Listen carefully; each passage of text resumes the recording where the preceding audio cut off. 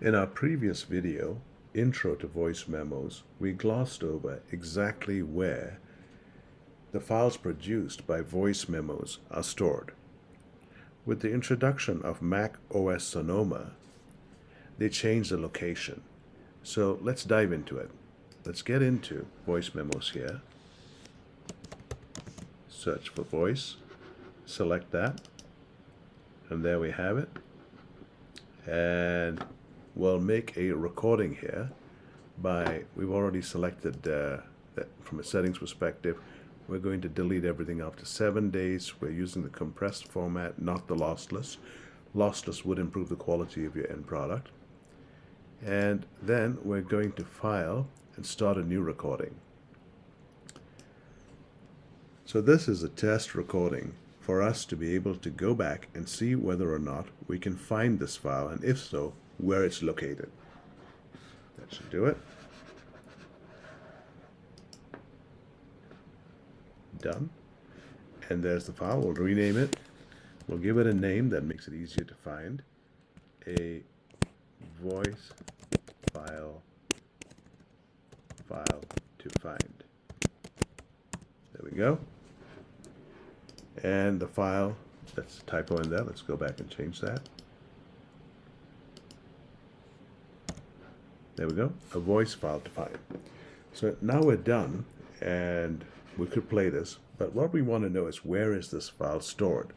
So looking for the file, we can try going to Finder and typing in here a voice, and say name contains voice. And on this Mac, there's nothing. Recents, there's nothing. And so we can't find it. So we'll give up on that and go to exactly where the file is. So let's open up the drive, and let's go down to, under File, to Users, and then to the user that's on this account. We did this under iOS Apprentice. And now we're looking for something here called Library, but nothing's visible. And that's because files that begin with a period remain invisible. To make it visible, let's press Shift, Command, and period. Shift, Command, and period. And there you see, files become visible. So now here's Library. So we'll click Library. It's buried pretty deep. And then we come down to Containers. Here we are, Containers. And then after Containers, we're going to look for Voice Memos over here. It's quite a way down, so we'll scroll all the way to the bottom and come back and find Voice Memos here. Then click Data, and then Temp, because the files are going to be deleted after 7 days. And then you see this grayed out file here, and there'll be one of these for each file that you record. So we click that. Here we see it.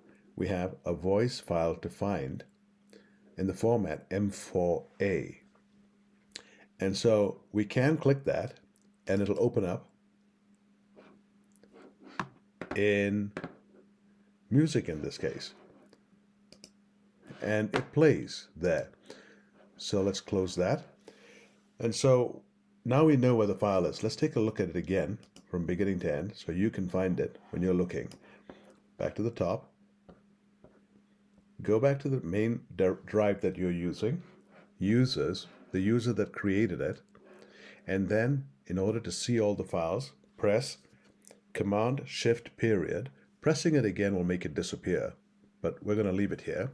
So Library, then Containers, Voice Memos, Data, under Temp, and then you'll see this grayed out file, and there'll be many of them if you have multiple recordings, and the file name's here in the M4A format. Now let's just take a look at what happens when we press Shift Command period again. So let's look at this here.